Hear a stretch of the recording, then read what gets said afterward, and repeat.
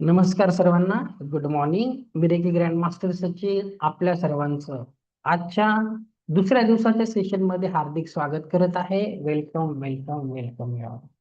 तर मी काल सांगितलं की आपल्याला एका शेतकऱ्याचं उदाहरण घ्यायचं आहे की नाही. बी पेरायचं आहे, जे बी पेरणार तेच उगवणार.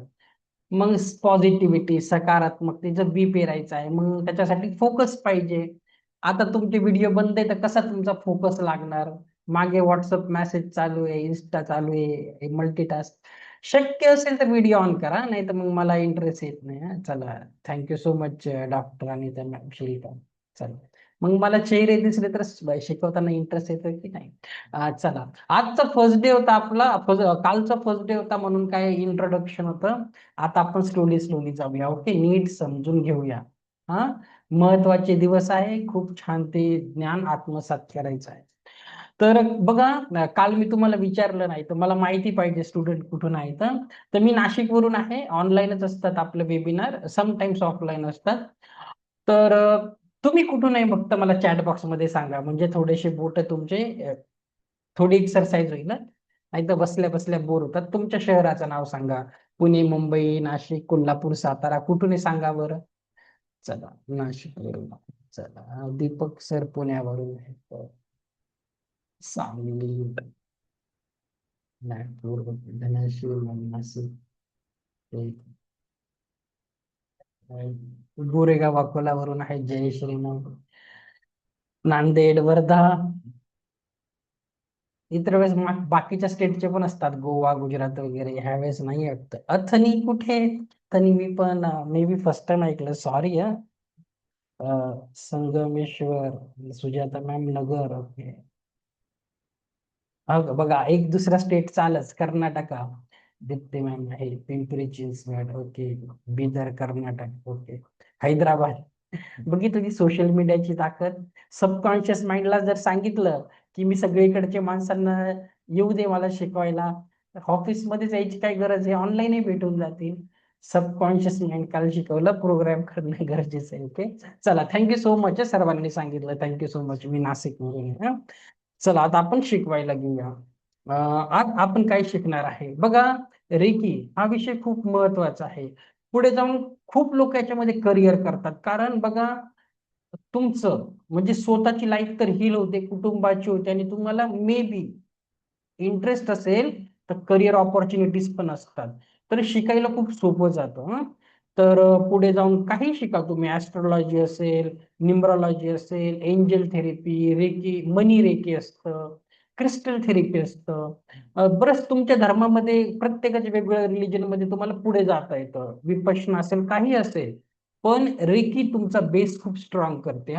तर मी तुमचा 7 चक्रा, ओरा वगैरे उद्या शिकवणारच आहे.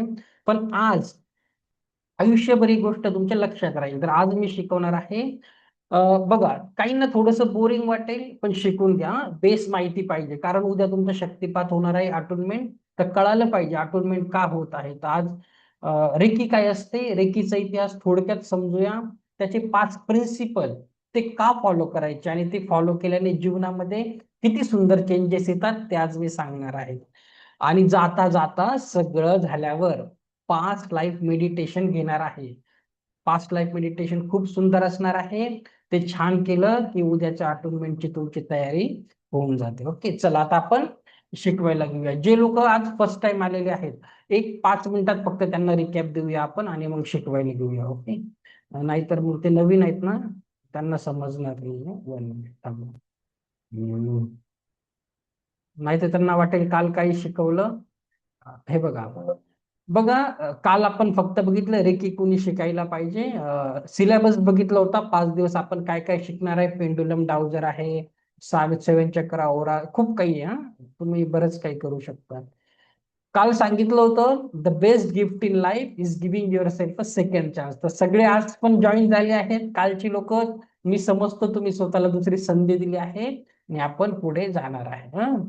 तर काल सांगितलं होतं कधीही थोडस सेल्फिश बनायचं आहे. इथून पुढे स्वतःला प्रायोरिटी द्यायची आहे. थोडं स्वार्थी बना, स्वतःवर जास्त लक्ष द्या घरातील इतर मेंबरपेक्षा. तर सबकॉन्शियस माइंड काय असतं, कॉन्शियस काय असतं आपण बघितलं. आणि प्रोग्राम कसं करायचं, तर प्रोग्राम करण्यासाठी तुम्हाला शिकवलं होतं ऍफर्मेशन्स आणि व्हिज्युअलायझेशन. तर आपण यांचं एक काल बघितलं, एक्सपेरिमेंट बघितला होता. तर जेही लोक नवीन आहेत त्यांना सांगत आहे मी, ज्यांना हे 2 पानाचं पीडीएफ नसेल आलं, मराठी आणि इंग्लिश आहे, तर ज्यांना ऍफर्मेशनचं पीडीएफ नसेल आलं मला मेसेज करा पर्सनल, व्हॉट्सअप ऍडमिन वर नंबर आहे, मी तुम्हाला ऍफर्मेशनचे पीडीएफ पाठवून देईल. जीवनामध्ये छान रिझल्ट पाहिजे तर करा, मी जे सांगत आहे ते फॉलो करा. ओके. तर ऍफर्मेशन्स काय असतात, तुम्ही छोटे छोटे चिट्स वर पण बनवून कुठेही नजरेसमोर ठेवू शकता. मॅनिफेस्टेशन बुक आहे, एखादी विश तुम्हाला खूप लवकर करायची आहे पूर्ण, लाल पिवळ्या पानावर लाल पेनाने 21 वेळेस जोपर्यंत इच्छा पूर्ण होत नाही लिहायचं आहे. ओके. व्हिज्युअलायझेशन शिकवलं तर तुम्हाला कसं डे ड्रीमिंग करायचं आहे, झोपेला जायच्या आधी ड्रीमिंग करायचं आणि श्रद्धा ठेवणं खूप जास्त गरजेचं आहे. ओके. चला आता आपण रेकी विषयाकडे येऊया. आता इकडे कॉन्सन्ट्रेट करा. हा बघा, रेकी काय आहे. काल तरी मी थोडं सांगितलं, आजही परत सांगतो. तर रेकी हा जपानी शब्द आहे. काही ना रेकी बोलतात जादूटोना ब्लॅक मॅजिक असं वाटायला लागतं, असं काहीच नाही. रेकी आता जॅपनीज वर्ड आहे, जसं आपल्याकडे what is your name English मध्ये, मराठीत तर तुझं नाव काय, तसं रेकी. रेकीचा अर्थ काय होतो जपानी लँग्वेज मध्ये, रे म्हणजे काय आपण बघूया. तर एकदम मी तुम्हाला साध्या सोप्या भाषेत शिकवणार आहे. तर रे म्हणजे सर्वव्यापी, युनिव्हर्सल, जी सगळीकडे आहे. जसा सूर्याचा प्रकाश सगळीकडे आहे तसाच. जीवनी शक्ती, की म्हणजे काय, कीचा अर्थ होतो युनिव्हर्सल लाईफ फोर्स, म्हणजे एक जीवनी शक्ती आहे जी सर्वत्र आहे. तर मी काल तुम्हाला एक स्टोरी सांगितली नाही, ती जाऊ द्या, आता पुढे सांगेल. तर बघा, रेकी काय नाही आहे. रेकीचा रेकी काय नाही, रेकीचा कुठलाही धर्म, पंथ, कुठल्याही तंत्र मंत्र बरोबर संबंध नाही. रेकीचा कुठलाही ब्लॅक मॅजिक, काळा जादू, संमोहन बरोबर बिलकुल संबंध नाही. कालच सांगितलं, काळा जादू म्हणण्यापेक्षा व्हाईट जादू बोला. व्हाईट मॅजिक आहे, प्युअर मॅजिक मॅजिक आहे, डिवाइन लाईट आहे. रेकी शिकण्यासाठी कुठलेही पूर्वज्ञान आवश्यक नाही. तुम्ही कुठल्याही वयोगटातले असाल, अगदी तुम्ही कुठल्याही फील्डचे असाल. कुणी आता ग्रँड मास्टरचे स्टुडंट असतात, पुढे जाऊन करतात, कुठल्याही फील्डचं असतात, डॉक्टर आहे, एअरफोर्स मध्ये काम करणारे असतात, इंजिनियर्स असतात, कुणी आहे, तुम्हाला कुठलंही पूर्वज्ञान असण्याची गरज नाही. एकदा शिकले की आयुष्यभर उपयोगी पडणारी कला. एकदा का तुम्ही माझ्याकडून उद्या लेवल 1चं अटोनमेंट घेतलं, तुम्हाला भविष्यात कुणाकडूनच घ्यायची गरज नाही. ते काय असतं अटोनमेंट ते उद्या होणारेच, नंतर थोड्या वेळाने सांगतो. ओके. एकदा शिकलं की आयुष्यभर उपयोगी पडते. आता रेकी शिकण्याचे काय फायदे, जसं काल सांगितलं तरी परत एकदा, रेकी एक लाभकारी शक्ती आहे, यामध्ये कुठल्याही प्रकारची हानी अथवा रिॲक्शन होत नाही. रेकीला आपल्या हातांशिवाय कुठल्याही साधनांची गरज नाही, त्यामुळे अत्यंत सरळ व प्राकृतिक उपचार पद्धत आहे. बस तुम्हाला मी शिकवणार आहे, उद्याच तुम्हाला रेकीला कॉल कसा करायचा, चार्ज कसं करायचं, रेकीची प्रार्थना, आणि बस तुमच्या हातात आहे ना, पुढे जाऊन सिम्बॉल पण असतात, तुमच्या हातातून असे व्हायब्रेशन जाणवतील, अशा ऊर्जा सारख्या येतील. तर तुमचे हात, बस हातांशिवाय कुठलीही गरज नाही. जिथे दुखत असेल हात ठेवा, डिस्टन्स सिलिंगला सिम्बॉल टाका, तुमच्याकडे असे पिरॅमिड असतात, पिरॅमिडला चार्ज करा, ट्री असतात असे ट्रीला करा, घरातल्या कुठल्याही गोष्टीला चार्ज करा, अन्न करा, पाणी करा, मेडिसिन करा, सर्व काही करा. घराची ऊर्जा क्लीन करा, सगळ्यासाठी तुमचे फक्त हात, फक्त आपला हात पुरेसा आहे. म्हणून रेकी खूप सोपी आहे. आणि बिलकुल टेन्शन घेऊ नका. बघा, रेकी शिकत असताना मी सुद्धा मेकॅनिकल इंजिनियर आहे, मला या गोष्टी खूप म्हणजे काही विश्वासच नव्हता, काय आहे काय असणार आहे. मी एवढा ऑइल अँड गॅस इंजिनियर आहे, मी बरेच वर्ष बाहेर होतो, अब्रॉड मध्ये काम केलं. तर तिथून आल्यानंतर ही माझी दुसरी इनिंग आहे लाईफ मध्ये. तर मला पण विश्वास नव्हता, पण जसं जसं या क्षेत्रात पुढे गेलो ना, हातांशिवाय खरंच काही गरज नाही, बिलकुल टेन्शन घ्यायचं नाही. रेकी बघा, शरीरातील रासायनिक ग्रंथी, अवयव आणि स्नायूंना पुनर्निर्माण करण्याच्या प्रक्रियेला वेग देते. अगदी सेल्युलर लेवलवर रेकी काम करत असते. ओके. म्हणजे बघा, आपण शरीर एक झूम करत करत गेलं ना, एक छोट्या छोट्या ऍटम पर्यंत येतात. तर रेकी त्या छोट्या छोट्या सेल पर्यंत काम करते. रेकी मेंदूच्या अल्फा आणि थीटा तरंगलहरीवर प्रभाव टाकते. आपल्या ब्रेन मध्ये बघा 80 बिलियन न्यूरॉन्स आहे, तिथपर्यंत रेकी जाते. खूप प्रभावी आहे, टेस्टेड आहे हा. तर संशोधनानुसार रेकी स्ट्रेस कमी करते, तुमच्या शरीराच्या नर्वस सिस्टीमला सक्रिय करते. ओके. आणि तुमच्या ओराला कसं क्लीन ठेवते ते आपण पुढे बघणार आहोत. ओके. आता थोडस रेकीचा इतिहास बघूया, कारण पुढे जाऊन मे बी तुम्ही करिअर केलं तर तुम्हालाही कुणाला सांगता आलं पाहिजे, नाही तर ही गोष्ट तुम्हाला कळणार नाही. तर बेसिक आहे, 5च मिनिटं घेईल, मग आपण तुमचं ऍक्च्युअल शिकवायला सुरुवात करेल. थोडस 5 मिनिटात इतिहास समजून घ्या. आता बघा, ही रेकी जी आहे, हे जे फर्स्ट फोटो दिसत आहे हे आहे डॉक्टर मिकाऊ उसुई. म्हणूनच आपण जे शिकत आहे त्याचं नाव आहे उसूई रेकी हा. आता बघा, खूप सगळ्या रेकी आहेत. आजकाल खूप सगळ्या रेकी आल्या आहेत. कुठकुठल्या रेकी असतात, हनुमान रेकी आहे, परत माधव रेकी आहे, श्रीकृष्ण रेकी आहे. सगळ्यांचा बेस हाच आहे, सगळ्यांनी हीच उसूई रेकी शिकलेली आहे. इथून पुढे मग ते कसंही ज्याच्या त्यांच्या स्पिरिच्युअल लीडरनुसार त्याला अटॅच करतात. ओके. शिवशक्ती रेकी असेल, आता नवीन कोणी शिकून मग स्वामी रेकी केलेला आहे, स्वामी रेकी आलाय नवीन. पण सगळ्यांचा बेस हीच रेकी आहे, डॉक्टर मिका उसूंचीच आहे. इथं बेस तुमचा कम्प्लीट झाला तर पुढे जाता येतं. ओके. तर बघा, हे आहे डॉक्टर मिकाऊ सुई, यांनी रेकी इन्व्हेंट केली होती. तर मी तुम्हाला थोडस ना, बघा, हम्म, चला ह्या स्क्रीनवर सांगतो, नंतरून तुम्हाला दुसऱ्या स्क्रीनवर. बघा, रेकीची सुरुवात जपानमध्ये झाली, याचा शोध डॉक्टर मिकाउसू यांनी लावला. ते एक बौद्ध साधक आणि शिक्षक होते.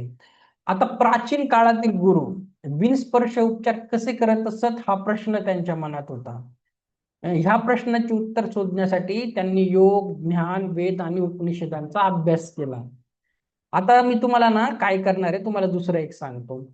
तुम्हाला ना खूप डीप लेवल मध्ये मी शिकवणार आहे. तर एक तुम्हाला 30 पानांचे एक पीडीएफ देणार आहे, हिंदीमध्ये आहे, शेवटच्या दिवशी देणार आहे हं. त्याच्यामध्ये सगळी माहिती आहे, खूप डिटेलमध्ये लेवल 1चा कोर्स आहे. त्याच्यामधलं मी थोडस तुम्हाला माहिती सांगतो, नंतर तुम्हाला शेवटच्या दिवशी हे भेटणारच आहे. 30 पानांचं आहे, चक्रा ओरा खूप बरंच काही आहे, लास्ट डेला देईल मी. सध्या याच्यातलं एक पार्ट शिकवतो तुम्हाला. कसं रे की इथपर्यंत आली आपण बघूया हा. तर बघा, हे जे टीचर होते, प्रोफेसर होते, एका कॉलेजमध्ये प्रिन्सिपल होते डॉक्टर मिकाउजी. तर बघा, एक दिन क्लास में बाइबल में ईसा मसीह द्वारा हाथों से स्पर्श द्वारा हजारों रोगियों को रोग मुक्त करने का जिक्र चल रहा था. म्हणजे त्यांच्या क्लासमध्ये ते शिकवत होते की, ते एका ख्रिश्चन कॉलेजमध्ये प्रोफेसर होते. आणि मग जुन्या काळामध्ये कसं होतं, येशू ख्रिस्त नुसता हात ठेवून एखाद्याला बरं करायचे. तर त्यांच्या स्टुडंटने विचारलं, जर तेव्हा अशी विद्या होती तर आता अशी असेल का? मग तो प्रश्न त्यांच्या मनाला खूप लागला की खरंच असं काही अगोदर होतं. येशू ख्रिस्तच नाही, त्यांच्या अगोदर बरेचसे बुद्ध अनुयायी देखील ही ऊर्जा वापरत होते. अगदी भारतामध्येही याचा उल्लेख आहे, ऋग्वेदामध्ये भारतीय प्राचीन ऋषीमुनी करत होते. तर त्यांनी काय केलं, त्यांच्या मनाला हा प्रश्न खूप लागला आणि त्यांनी काय केलं, त्यांच्या प्रिन्सिपल पदाचा त्यांनी रेजिग्नेशन केलं आणि बोलले की याचं उत्तर मी शोधून राहणार आहे. आणि मग काय केलं त्यांनी, बघा बघा, इस प्रश्न से सहमत होकर डॉक्टर उसे ने अगले दिन प्रिंसिपल के पद से इस्तीफा दे दिया. आणि बघा, और इस स्पर्श चिकित्सा को खोजना ही उनके जीवन का ध्येय बन गया. आणि मग बघा, त्यांनी काय केलं, बऱ्याच देशात गेले, मग ते चायनाला गेले, चायनीज भाषा शिकली.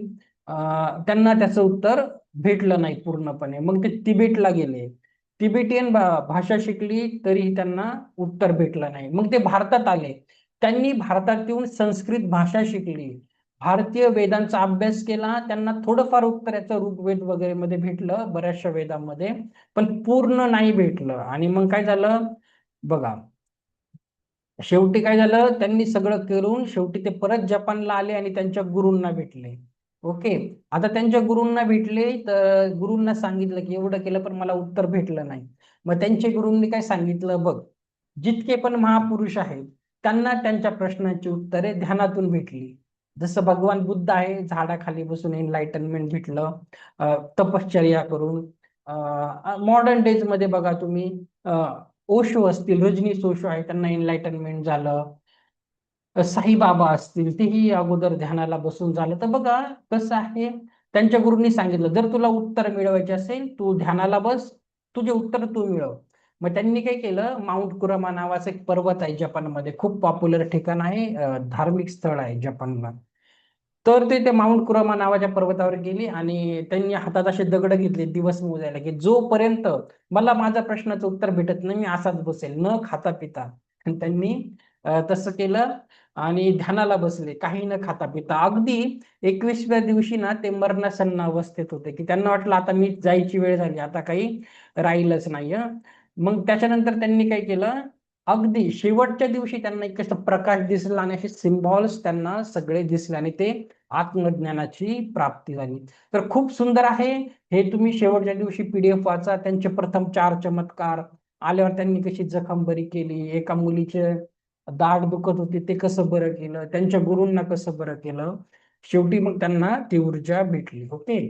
आणि मग पुढे जाऊन त्यांनी जपानमध्ये रेकीचं क्लिनिक टाकलं आणि ते खूप तिकडे पॉप्युलर झालेले. ओके. आपण आपल्या मेन पीपीटी वर येऊया. नंतर तुम्हाला ते पीडीएफ शेवटच्या दिवशी भेटणार आहे. ओके.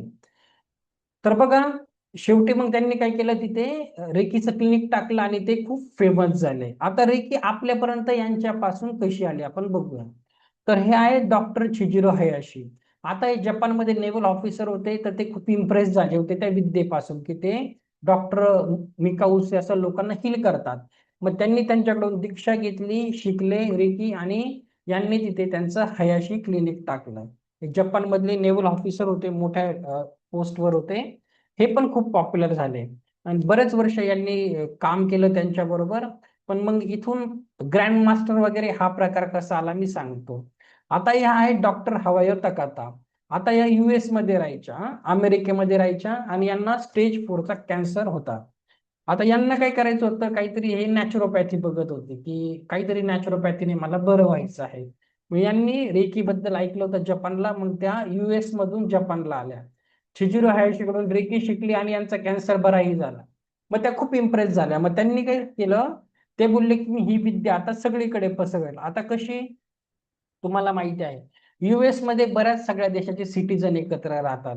तर त्यांनी काय केलं, बऱ्याचशा देशाच्या लोकांना रेकी शिकवली, मग त्यांना ग्रँड मास्टर बनवलं. मग हा शब्द तिथून आला, ग्रँड मास्टर. मग तिथून बऱ्याचशा देशाचे लोक होते, आफ्रिका, युरोप, थायलंड, इंडिया, अशा लोकांना त्यांनी रेकी शिकवली आणि ते मग गुरु बनवून ते ग्रँड मास्टर आपल्या देशात येऊन त्यांनी ज्याच्या देशामध्ये रेकीचा प्रसार केला. तर माझं कोणी गुरु असेल, त्यांचं कोणी गुरु असेल, असं सायकल करता करता यांच्यापर्यंत जाते. ओके. तर हे इथपर्यंत रेकी आपल्याकडे अशी आलेली आहे. चला, आता हा बेसिक इतिहास आहे, सोडून द्या. ओके, एवढं काही तुमचं गरजेचं नाहीये. आता आपण बघणार आहे सर्वात महत्वाचं, रेकीचे 5 प्रिन्सिपल. आता डॉक्टर उसुईंनी रेकीचे 5 प्रिन्सिपल बनवले होते, एक सिद्धांत. आता बघा कुठे गेले रूल्स रेग्युलेशन असतात. तुमच्या सोसायटीमध्ये गेले, खाली सूचना फलक लावलेला असतो की काय काय सूचना आहे, फेरीवाल्यांनी आत येऊ नये, मुलांनी ह्या वेळेत हे करू नये, लिफ्टमध्ये सायकल नेऊ नये, सो अँड सो. तुमच्या शाळेत सूचना फलक असतो, ह्या सूचना फॉलो करायच्या, कुठेही जा सोसायटीमध्ये. सामाजिक जीवनात तसं रूल्स रेग्युलेशन असतात. धर्मामध्येही असतात. बौद्ध धर्मामध्ये आहे 5 शील आहेत, शील आहेत. ख्रिश्चनिटीमध्ये 10 कमांडमेंट्स आहेत. तसंच रेकीमध्ये 5 प्रिन्सिपल आहेत आणि ते खूप सुंदर आहे. मी तुम्हाला एक एक करून एक्सप्लेन करेन आणि जेव्हा मी आता एक्सप्लेन करेन ऑटोमॅटिक तुम्ही ते फॉलो करायला लागणार. आणि जर तुम्ही ते प्रिन्सिपल फॉलो केले, तुमच्या जीवनात असाही खूप सुंदर रिझल्ट येणार आहे. ओके. तर माझ्याकडे 1.5 2 वर्षापासून स्टुडंट आहेत, फॉलो करतात, म्हणून जीवनामध्ये सुंदर रिझल्ट आहे. ओके. आता आपण एक एक करून मी तुम्हाला रेकीचे प्रिन्सिपल, चला प्रिन्सिपल नंतर जाऊया, आधी आपण प्रिन्सिपलच बघूया. चला, असे 5 प्रिन्सिपल आहे. आता वही पेन घेऊन बसा, खूप सुंदर आहे, लिहा आणि इतरांनाही सांगा. तुमच्या जीवनामध्ये खरंच दुसरा चान्स दिलाय तर खूप सुंदर रिझल्ट येतील. एक एक करून मी एक्सप्लेन करेन. आता बघा, रेकीचा पहिला principle, just for today I will not be angry. फक्त आजसाठी मी राग करणार नाही. ओके. आता बघा, मी जर असं बोललो, मी मोठा आलो गुरु तुम्हाला शिकवते आणि मी बोललो, अरे बाबांनो राग नाही करायचा, मी पण राग करत नाही, राग चांगला नाही, आणि मी ठरवलं याच्या पुढे मी रागच करणार नाही, असं शक्य आहे का? शेवटपर्यंत अगदी अशक्य आहे. आपण माणूस प्राणी आहे, मानव प्राणी आहे, असं होत नाही. हा, आपल्या भावनावर आपला कंट्रोल नाही. तर मी जर असं बोललो की इथून पुढे मी कधीच राग करणार नाही, ही गोष्ट 90% इम्पॉसिबल आहे. पण जर मी असं बोललो की फक्त आजच्या दिवस मी राग करणार नाही, जस्ट फॉर टुडे, फक्त आजसाठी, मग याचे चान्सेस वाढतात की नाही? सांगा बरं. मग ऍटलिस्ट त्याचे चान्सेस वाढून जातात. अशी पॉसिबिलिटी 80% तरी आहे की मी आज ठरवलं राग करणार नाही तर करणारच नाही. तर प्रत्येक प्रिन्सिपल मध्ये फक्त आजसाठी पकडायचं, एक एक दिवस करून आपल्याला वर्तमान काळात जगायचं आहे. आता राग का करायचा नाही, आता आपण ते बघणार आहे. आणि काही गोष्टी आवडल्या लाईक करा, हार्ट द्या, वगैरे वगैरे. काही प्रश्न असतील विचारू शकतात. आता बघा, राग का करायचा नाही हा आपण बघणार आहे, नुसतं वाचून नाही होणार आहे. आता बघा, स्क्रीनवर एक इमेज दिसत आहे, सगळ्यांनी स्क्रीनकडे बघा मला नका बघू. हे बघा, एक व्यक्ती आहे बघा, हा कंपनीचा बॉस आहे ना, याने त्याच्या त्याच्या काम करणाऱ्या एम्प्लॉईवर राग काढला, काहीतरी चुकीचं काम झालं असेल, रागवला. आता हा माणूस घरी आला आणि त्याने काय केलं, त्या बॉसचा राग बाईकवर काढला. तर त्या बिचारीची काय चुकी आहे? त्याने काय केलं, तो राग त्याच्या पत्नीवर काढला. आता त्या पत्नीने काय केलं, थोड्या वेळाने आपल्या नवऱ्याचा राग या छोट्याशा मुलावर काढला. त्या मुलाची काय चुकी होती बरं याच्यात? आणि मुलाने काय केलं, तीच सायकल बघा कशी कंप्लीट होते. त्या मुलाने तो राग त्याच्या पेटवर काढला, ज्याला तो सांभाळत होता. तर सांगा, जीवनामध्ये अशी सायकल चालू असते की नाही? काय वाटतं तुम्हाला? मेसेज मध्ये सांग. चालू असते की नाही अशी सायकल जीवनामध्ये? ऍग्री? आमचे आठवीचे सर होते ना मराठीचे, मी नेहमी सांगतो, तर मला त्याचा अर्थ आत्ता कळतो. ते काय बोलायचे माहिती का, आल्या आल्या क्लासमध्ये खूप मारायचे आम्हाला. बोलायचे, मला वड्याचं तेल वांग्यावर काढायला लावू नका. मला ते समजायचंच नाही. मग आता मला कळतं, घरी यांची बायको कटकट करत असेल, बायकोचा राग आमच्या पाठीवर काढतात, हातावर काढतात. हं? तर सायकल अशीच असते, लक्षात घ्या. तर तुम्हाला काय करायचंय दुसरं, आता मी तुम्हाला अजून एक सांगतो. तुम्हाला मी रागाची व्याख्या सांगू का? क्रोध. राग म्हणजे क्रोध, त्याची डेफिनेशन काय असेल? डेफिनेशन आपण एक व्याख्या सांगतो बघा, ऍग्री असेल तर सांगा. राग म्हणजे राग म्हणजे दुसऱ्याने केलेल्या चुकीची स्वतःला करून घेतलेली शिक्षा. परत सांगतो, राग म्हणजे दुसऱ्याने केलेल्या चुकीची स्वतःला करून घेतलेली शिक्षा. आता बघा, तो व्यक्ती चुकीचा वागला, तुम्ही कशाला स्वतःला शिक्षा करून घेतायत? हम्म? तुमच्या हातात काय? ती व्यक्तीच खराब आहे. हं? आणि रागाने काय होतं, ती आग आहे, तो एक भडका आहे, आणि तुम्ही त्या आगीमध्ये जितकं तुम्ही त्याबद्दल विचार करणार तेवढे जळत जाणार. नुकसान तुमचंच आहे, दुसऱ्यांचं नाही आहे. ओके. तर लक्षात घ्या. तर मी तुम्हाला थोडस एक्सप्लेन करतो पुढे जाऊन. तर रागावर कंट्रोल ठेवणं खूप गरजेचं आहे. तर राग म्हणजे दुसऱ्याने केलेल्या चुकीची स्वतःला करून घेतलेली शिक्षा. आणि याच्याने काय होतं माहितीये का, आपल्याच प्राणशक्तीचा ऱ्हास होतो. आपलंच एनर्जी डाऊन होते. तर प्राणशक्ती काय, आपला ओरा डाऊन होऊन जातो. मी उद्या सांगेल तुम्हाला. खूपच म्हणजे करायचंच नाही या गोष्टी. कसं करायचं, राग येणारच आहे, पण कंट्रोल कसा ठेवायचा आपण बघूया. बघा, कधी कधी आपण रागात एखाद्याला काहीतरी बोलून जातो. आता काल हजेरी लावली सर्वांनी. रिलेशनशिप वाले खूप लोक आहेत ना, नातेसंबंधामध्ये प्रॉब्लेम आहे. हा? तर बघा, तुम्हीच मला सांगा, तुमचे नाते का खराब आहे? त्या एका क्षणी, त्या भांडणामध्ये एखाद्या व्यक्तीनं बोलता बोलता एक चुकीचा शब्द बोलून गेला. तो शब्द एक तर तुम्ही नाही तर त्या व्यक्तीने पकडला आहे, त्या रागात बोललेल्या त्या एका वाक्यामुळे. त्या वाक्यामुळे तुमचं नातं खराब आहे की नाही, सांगा बरं. कधी कधी कुटुंबामध्ये एकच व्यक्ती असा बोलून जातो आणि त्याचे परिणाम 20-20 वर्ष दोन कुटुंबामध्ये संवादच नसतो. होतं की नाही असं? तर आपल्याकडे म्हणून काय सांगतात तर माहितीये का तुम्हाला, की काय म्हण आहे माहितीये का, जेव्हा आपण आनंदी असतो ना, खूप आनंदामध्ये कुणाला प्रॉमिस नाही करायचं. नंतर पश्चाताप होतो. आणि जेव्हा आपण रागात असतो ना, तेव्हा कुठलाही निर्णय घ्यायचा नाही. अगदी बरोबर आहे की नाही सांगा बरं मला? हां? रागात असताना कुठलाही निर्णय घ्यायचा नाही. तर काय होईल याच्याने रेकी तुम्हाला थांबायला शिकवेल. आता पुढे काय करायचं मी तुम्हाला थोडंसं एक्सप्लेन करतो हां. हा प्रिन्सिपल खूप महत्वाचा आहे. तर बघा, तर कधी-कधी आपण रागात एखाद्याला काहीतरी बोलून जातो. शब्द कठोर असतात, पण भावना क्षणभंगुर असतात. पण त्या बोललेल्या शब्दांचा परिणाम समोरच्याच्या मनावर खोलवर होतो. मग हा रागाचा एक क्षण त्याचा परिणाम खूप खोल असतो. ओके. तर राग नैसर्गिक भावना आहे, पण ती विनाशकारी देखील असू शकते. तर अनियंत्रित रागाचा एक क्षण नातेसंबंध, निर्णय, मनःशांतीवर परिणाम करू शकतो. तरी की आपल्याला थांबायला, श्वास घ्यायला आणि शांतता निवडायला शिकवते. आता बघा माझ्या घरात पण कटकटी होतात ना. आता समजा बायको काही बोलली किंवा घरचे काही बोलले मला, तर मी लगेच काय विचार करतो माहितीये का? चला आत्ताही बोलले आणि मी प्रत्युत्तर नाही दिलं, तर काय फरक पडणार आहे? दुसऱ्या दिवशी सगळं विसरून जातात लोक. जास्तीत जास्त 8 दिवस राहणार आहे. छोट्या-मोठ्या नोक-झोक असतात घरातल्या. सोडून द्यायला शिकायचं. ओके. आणि एखादी व्यक्ती भांडायला आलीच, तर काय करायचं बघा हां. जर तुम्हाला जर याच्यावर काम करायचं असेल तर सांगतो. जर तुम्हाला वाटलं, की आता भांडणाचा सीन होणार आहे, वादावादी होणार आहे, तर त्या व्यक्तीला काय बोलायचं माहिती जर ती व्यक्ती भांडायला आली तर बोलायचं, "मला 15 मिनिटं दे. आपण ह्या विषयावर 10 ते 15 मिनिटानंतर बोलूया. नक्की बोलूया." आणि काय होतं माहिती का? भावना क्षणभंगुर असतात. तर 10 ते 15 मिनिटांनी त्या माणसाची रागाची जी लेव्हल असते 100 ती ऑटोमॅटिक 70 वर येईल. थोड्या वेळाने 60 वर येईल. तर काय करायचं? थोडा टाईम घ्यायचा हां. थोडंसं टॉलरन्स घ्यायचा आणि मग ऑटोमॅटिक तुमचं जीवन शांत होऊन जातं. तुम्ही लगेच आरेला कारे केलं, तुमचे नाते खराबच होणार आहे. प्लीज ते तेवढं तर फॉलो करा. आरेला कारे नका करत जाऊ, नाहीतर जीवन असंच राहणार आहे. आपण तसंच तसंच जगत आलेलो आहे.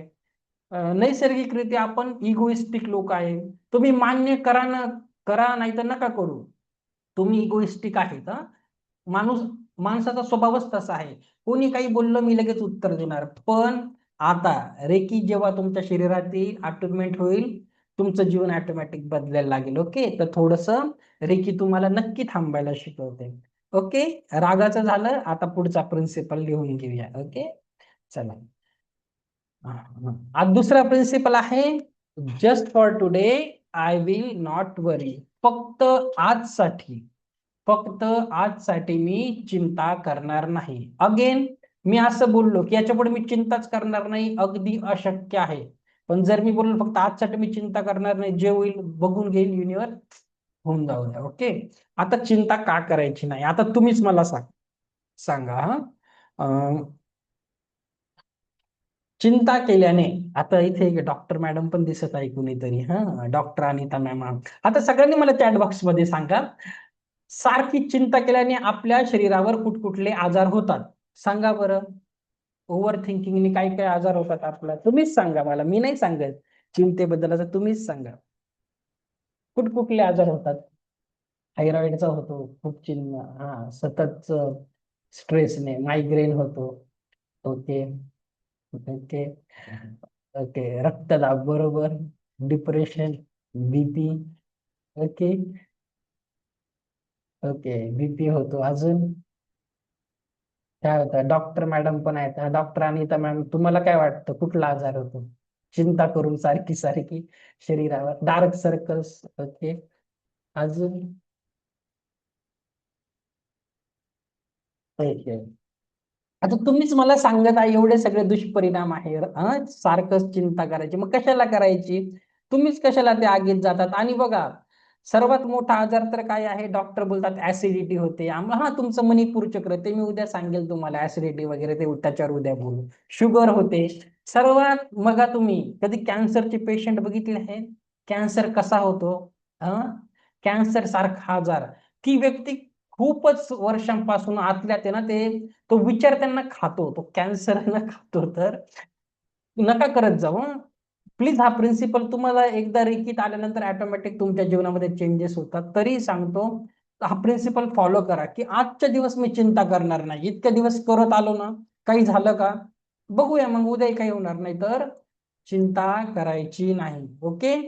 अ, नाहीतर त्याचे दुष्परिणाम तुम्हीच लिहिलेले आहे. ओके, तर मला त्याच्याबद्दल सांगायची काहीही गरज नाही आहे. ओके, चला. तिसरा प्रिन्सिपल आहे, just for today I will be grateful for everything. फक्त आजसाठी मी कृतज्ञ राहील. आता मराठी लोकांना कृतज्ञ हा शब्द लवकर काही लोकांना क्लिक होत नाही हं. जरी ओके, तर ग्रेटफुल हा शब्द खूप पॉप्युलर आहे, पण कृतज्ञ एवढं लवकर क्लिक होत नाही. म्हणजे काय, प्रत्येक गोष्टीसाठी मी आभारी राहील. कुणाचा? युनिव्हर्सचा, परमेश्वराचा. आता तुम्ही लॉ ऑफ अट्रॅक्शनचा पण नियम आहे. कुठली गोष्ट तुम्ही त्याच्याप्रती जितकं ग्रेटफुल राहणार, जितकं थँकफुल राहणार, तेवढं ते तुमच्याकडे अट्रॅक्ट होतं. आता ग्रेटफुल का राहायचं आहे? परमेश्वराला थँक्यू का बोलायचं आहे? मी नेहमी सांगतो, तर परत एक वेबिनारला सांगतो, पण छान वाटतं सांगायला. तर तुम्हाला किंमत कळते, तुम्ही ग्रेटफुल राहणं का गरजेचं आहे. बघा, सर्वात अगोदर आज तुम्ही सकाळी झोपेतून उठले, तुम्ही जेव्हा डोळे उघडले, तुमच्या बरोबर तुमच्या घरचे सदस्य उठले की नाही? पण सर्वांच्या नशिबात तसं आहे का? काहींचे नातेवाईक आयसीयू मध्ये आहेत, काहींचे व्हेंटिलेटरवर आहेत, काहींचे परदेशात अडकलेले आहेत, कामानिमित्त बाहेर गेले आहेत, 2-2 वर्ष येता येत नाही. तुमचे घरचे सदस्य तुमच्या बरोबर उठले, याहून काही थँकफुल परमेश्वराला थँक्यू बोलू शकतात की नाही? सांगा बरं. बोलू शकता की नाही? सांगा मला. ऍग्री की नाही? थँक्यू बोलू शकतो. दुसरं, मी जर तुम्हाला सांगितलं, तुम्ही इथला प्रत्येक जण काल मला चला मी तुम्हाला सांगतो एक गोष्ट. बघा, परत एकदा ऐका. तुमच्या इथे उपस्थित असलेला प्रत्येक जण दुसऱ्यांच्या स्वप्नातलं आयुष्य जगत आहे. आता तुम्ही बोलणार, सर माझ्या आयुष्याचे 12 वाजले आहेत म्हणून रेकीला आलो आहे आणि तुम्ही असं का बोलत आहे, मी दुसऱ्यांच्या स्वप्नातलं आयुष्य जगत आहे. तर थोडा विचार करून बघा. जर तुमचं आज स्वतःचं घर असेल, तर तुम्ही जे लोक भाड्याच्या घरात राहतात त्यांच्या स्वप्नातलं आयुष्य जगत आहे. तेही लोक रात्रंदिवस स्वप्न बघतात, माझं स्वतःचं जरी घर होऊ दे, छोटं का असे ना. जर तुम्ही भाड्याच्या घरात राहतात, तर तुम्ही जे स्ट्रीटवर राहतात, रस्त्यावर लोक राहतात, त्यांच्या स्वप्नातलं आयुष्य जगत आहे. हा, आज तुमचे मुलं तुमचे कटकटी होत आहे, मुलांबरोबर तुमचे संबंध खराब आहे, पण त्या लोकांना विचारा ज्यांना मुलंच होत नाही. त्या IVF सेंटरच्या बाहेर रांगा लागलेल्या आहेत. तर आपण किती ग्रेटफुल आहे. खरंच ग्रेटफुल राहणं खूप जास्त गरजेचं आहे. कारण मी बऱ्याचशा देशामध्ये काम केलं ना, असे गरीब गरीब देश बघितले आहेत ना, खूपच गरीब. तर मला त्याची किंमत आहे. तर ग्रेटफुल राहा, प्रत्येक गोष्टीसाठी ग्रेटफुल राहायचं. आता मी आज कुणाशी बोललो नाही स्क्रीनवर, तर आज थोडस बोलतं की 1 मिनिटानं तुम्हाला कळेल ग्रेटफुल राहणं का गरजेचं आहे. आता काल कुणाला आर्थिक समस्याचा खूप फायदा होता, हे होतं ना, फायनान्शियल प्रॉब्लेम वाले खूप होते कालचे प्रेझेंटी लावली. आता कुणाला तरी आपण पकडूया, कुणाशी तरी बोलूया आपण, तुम्ही किती लकी आहे, किती पैशावाले, आपण बघूया कोण आहे पैशावाले. पैशाचा सध्या प्रॉब्लेम आहे, कोण आहे? कोणी आहे का सध्या? आर्थिक परिस्थिती चला नॉर्मल करत असाल. आता आपण चला धनश्री मॅम नाशिकच आहे, त्यांनाच विचारूया. हा, अनम्यूट करा बरं 1 मिनिट मॅडम. आता मॅडम किती रिच आहे आपण बघूया, किती पैशावाले आहे. चला, नमस्कार मॅडम. नमस्कार सर. नमस्कार. मॅडम, आता बघा, मी तुम्हाला तुम्ही किती पैसेवाले आहे ना ते एक्सप्लेन करतो, मग ग्रेटफुल का राहायचं सर्वांना कळेल. सर्वांनी बघा, मॅडमला प्रश्न विचारतो. तुम्ही किती संपत्ती गोळा करून ठेवली बघा. तुम्हाला पण माहिती नसेल किती संपत्ती तुमच्याकडे. बघा मॅडम, आमच्याकडे ना एक व्यक्ती आहे शेजारी, तर त्यांचे दोन्ही डोळे निकामी झाले ऍक्सिडेंट मध्ये, तर त्यांना एक डोळा पाहिजे आहे. तर तुमचा एक डोळा देणार का? ते 5 लाख रुपये द्यायला तयार आहे. नको. नाही. जर ना, ते जर त्यांच्याकडे एक डील आहे, जर तुम्ही दोन्ही डोळे जर दिले ना, ते खूप पैसे आले, तर ते तुम्हाला 10 करोड रुपये द्यायला तयार आहे. नको नको, काहीच नको. हा, नको. काहीच नको. एक एक एक जण आहे, त्यांचा ना ऍक्सिडेंट मध्ये काल एक हात तुटला, उजवा हात तुटला. त्यांच्यासाठी त्यांच्याकडे 10 करोड द्यायला तयार आहेत. देतात का एक हात? नको नको. नाही बरं, नाही. जर फक्त हाताचा अंगठा देतात का नाही, पन्नास काहीच नाही. लाखाला नाही काहीच देत. नाही. कितीची संपत्ती घेऊन फिरत आहे तुम्ही? वाटतं तुम्हाला लकी आहे की नाही? हं? बरोबर आहे, बरोबर. हो. आहे की नाही? आपण थँक्यू बोलू मग. शकतात की नाही? हो कसली कमी हो. सांगा तुम्हाला. जीवनामध्ये बरोबर आहे. ज्यांना पैशाच्या समस्या आहेत, थँक्यू मॅम. बघा जीवनामध्ये जितक्याही लोकांना समस्या आहेत पैशाच्या, आणि यशस्वी लोक बघा त्यांच्या जीवनामध्ये कधी काळी तुमच्यासारखा काळ होता? त्यांनाही तुमच्यासारखे दोन हात, डोळे, पाय आहेत, तुमच्यासारखीच बुद्धी आहे. फक्त त्यांची विचार करण्याची पद्धत त्यांनी बदलली म्हणून ते यशस्वी आहे. आज तुमच्याकडे प्रॉब्लेम आहे जीवनामध्ये कारण तुमची विचार करण्याची पद्धत चुकीची आहे. हेच आपण इथे शिकत आहे. ओके, तर ग्रेटफुल राहत जा. ओके, आलं लक्षात? तर खूप किमती आहे तुम्ही, खूप व्हॅल्युएबल आहे. ज्यांना नाही त्यांना विचारायचं. तर मी ना सिरियसली सांगतो, हे काम मी जे करत आहे ना खूप छान आहे. मे बी पुढे जाऊन तुम्ही करा. अ, काहीच नाही, ऑफिसमध्ये बसायचं आहे, कॅमेरा आहे, लोक येतात बोलतात, माझं चालतं. पण रस्त्यावर कधीही मला एखादे लोक दिसतात ना, झोमॅटो वाले बॅग घेऊन जातात, मी लगेच बोलतो, थँक्यू परमेश्वरा, तू मला माझ्यासाठी एक वेगळं काम निवडलं. कोणी मजूर जात असेल तरी मी थँक्यू बोलतो. कोणी ड्रायव्हर असेल ओलाचा त्याला बघून बोलतो, अरे थँक्यू परमेश्वरा, हे काम तू मला नाही दिलं, माझं काम तू मला दिलं, तर थँक्यू. प्रत्येक गोष्टीमध्ये थँकफुल राहणं खूप गरजेचं आहे, तर जीवनामध्ये चेंजेस येतील. ओके, आपण सगळे, आणि नेहमी काय बोलायचं, एक वाक्य लक्षात घ्या. कसं असतं ना, इंग्लिशमध्ये आहे तो शब्द, एक वाक्य आहे की grass is always greener on other side. म्हणजे आपल्याला नेहमी दुसऱ्याच चांगलं दिसतं, आपल्याकडे किती असो. आम्हाला दुसऱ्यांचीच बायको चांगली दिसते माणसांना, स्वतःच्या बायकोची किंमत नसते.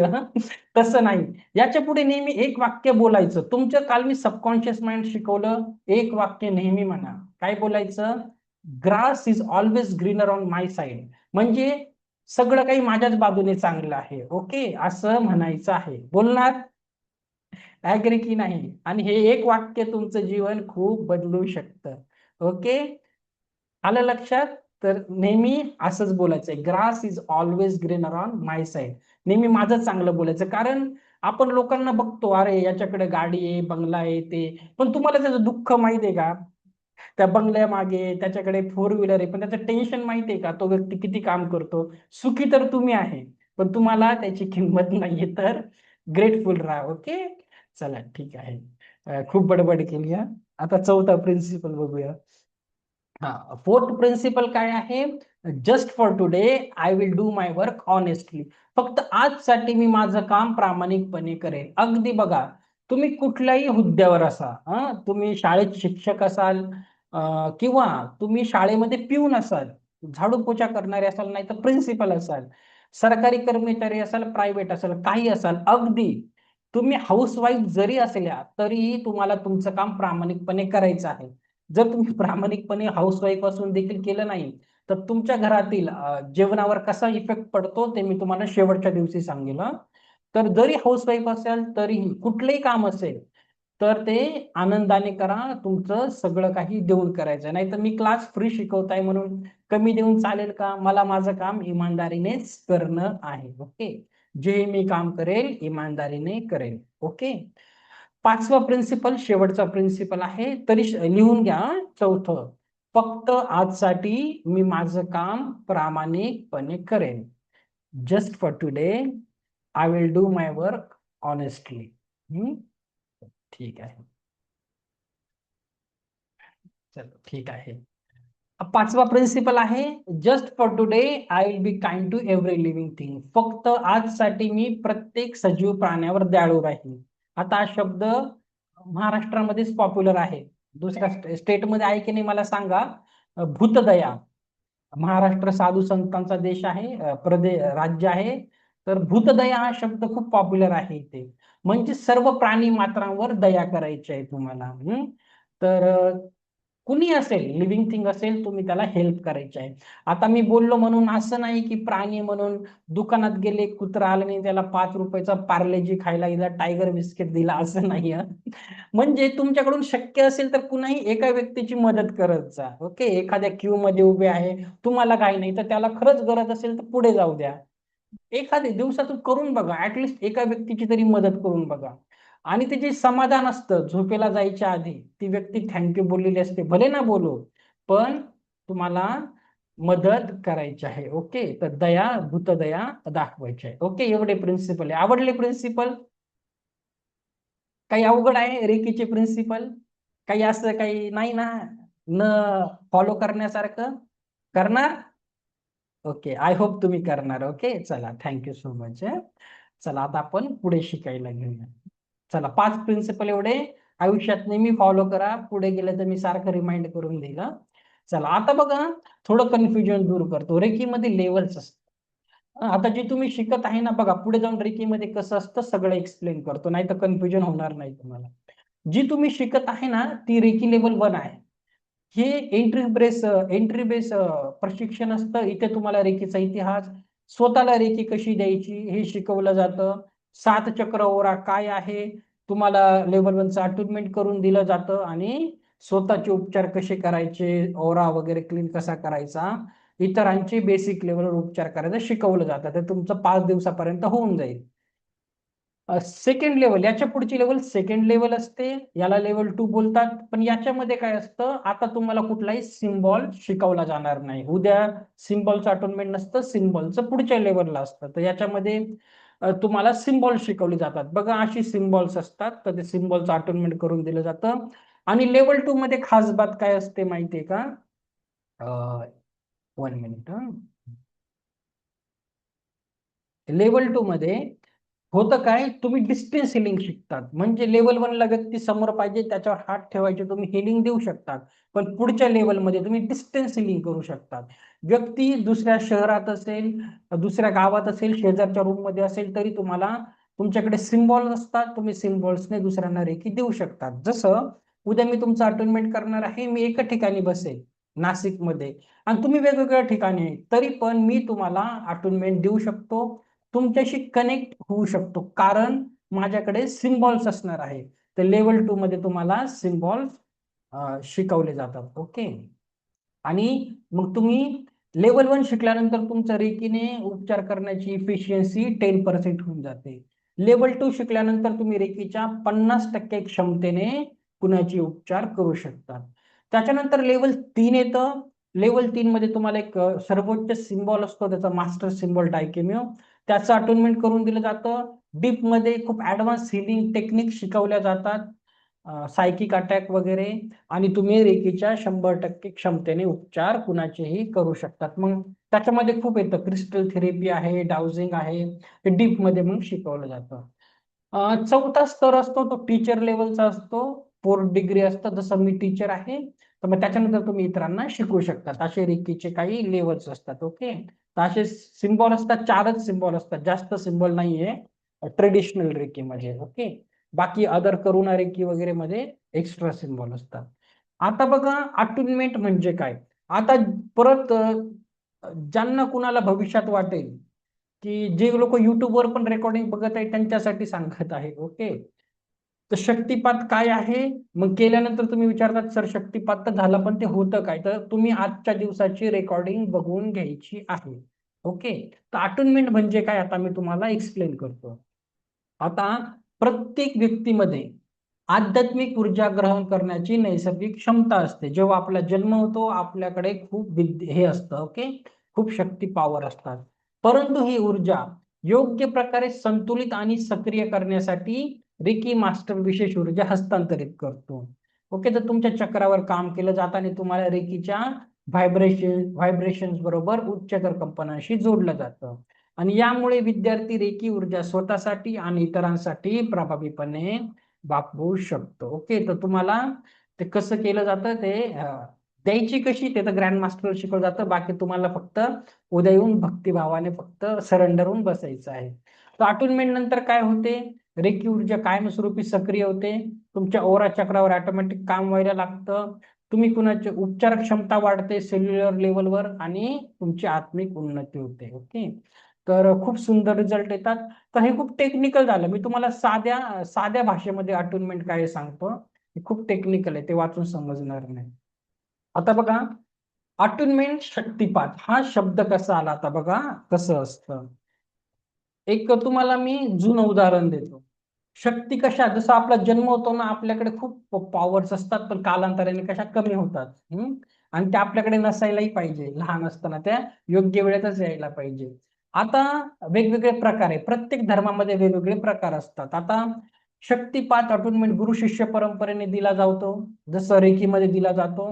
दुसरं सेल्फ एनलाइटनमेंट, म्हणजे तुम्ही ध्यानाला बसतात भगवान बुद्धांसारखं, नॉलेज प्राप्त झालं डॉक्टर उसुई सारखं, त्याला बोलतात सेल्फ तुमचं अटोनमेंट, सेल्फ शक्तिपात झाला, अटोनमेंट तुम्ही ध्यानाला बसून करून घेतलं.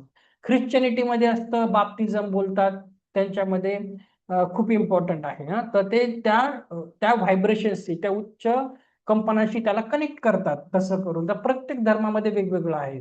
जसं आता स्वामी विवेकानंद होते, त्यांना याच्यावर विश्वास नव्हता. मग त्यांचे गुरु रामकृष्ण परमहंस त्यांनी काय केलं, इथे पाय लावला छातीवर आणि त्यांना आत्मज्ञानाची प्राप्ती झाली. ओके, ते हायर लेवलचं. आपल्याकडे फक्त ह्या ऊर्जा रेकीमध्ये हस्तांतरित करत असतो. अजून एक साधं तुम्हाला समजण्यासाठी उदाहरण द्यायचं झालं तर बघा, हनुमान होते, मारुती होते. आपण लहानपणी वाचलं ना, आपल्या शाळेत लेसन पण होतं आणि सांगायचे पण. आपली पौराणिक कथा आहे की लहानपणी मारुती जे होते हनुमान उडायचे आणि सूर्याला बॉल समजून कॅच करायला गेले. मग कालांतराने त्यांच्या शक्ती त्या लोप पावल्या आणि मग काय झालं, जेव्हा ते माता सीतेला शोधायला जात होते लंका आली आणि आता समजत नव्हतं सर्वांना, वानर सेनेला, की इथे पुढे पाणी, याच्या पुढे जायचं कसं, आपल्याला कळेल कसं. मग ते जामवंत होते, त्यांनी काय केलं, त्यांना रिअलाइज करून दिलं हनुमानांना की तुझ्यामध्ये अशा अशा शक्ती आहे, आता तू त्या वापरू शकतो. म्हणजे रिअलायझेशन, कुणी एखाद्याने रिअलायझेशन करून दिलं तरीही तो शक्तिपात होत असतो. प्रत्येक धर्मामध्ये, कम्युनिटीमध्ये वेगवेगळे प्रकार आहे हा. काहींमध्ये असं लावतात, बरेच काही आहे. आपल्या रेकीमध्ये विथ सिम्बॉल करून दिलं जातं. तर उद्या शक्तिपात असेल, उद्या सकाळी तुमचा शक्तिपात असेल हा. तुम्हाला फक्त सकाळी 6 वाजता 10 मिनिटासाठी येऊन बसायचं आहे आणि फक्त बसायचं आहे. बाकी मी तुम्हाला सूचना देईल, 10 मिनिटामध्ये तुमचं अटेंडमेंट होऊन जाईल सकाळी 6 वाजता. त्याची लिंक मी तुम्हाला संध्याकाळच्या क्लास नंतर देईल. अटेंडमेंट करून दिलं जाईल आणि मग त्याचं ऍक्टिव्हेशन आपण ह्या चालू क्लासमध्ये घ्यायचं. मी तुम्हाला लगेच पाणी चार्ज कसं करायचं, पाण्याची चव कशी बदलायची उद्याच्या सेशनमध्ये एक्सप्लेन करेल. ओके, रेकीला कॉल कसा करायचा वगैरे उद्या सांगेल. त्याच्यासाठी आता शक्तिपात एवढी पवित्र आहे, प्रोसेस आहे. तुम्हाला त्या ऊर्जेशी आयुष्यभरासाठी अटून करून दिलं जातं. मग त्याच्यासाठी एक पूर्वतयारी आहे हा, एंट्रन्स टेस्ट आहे. कालच सांगितलं, जसं इंजिनिअरिंगच्या जायच्या आधी पूर्वपरीक्षा देतात, मेडिकलला जायच्या आधी देतात, तर याच्यासाठी एक पूर्वपरीक्षा आहे. काय पूर्वपरीक्षा आहे, आता मी तुमचं 5 लाईफ मेडिटेशन घेणार आहे. ओके, तर प्लीज, मी आधीच सांगितलं, प्लीज सरेंडर होऊन करा. हेडफोन असेल तर हेडफोन घ्या. आता आपण मेडिटेशनला सुरुवात करूया.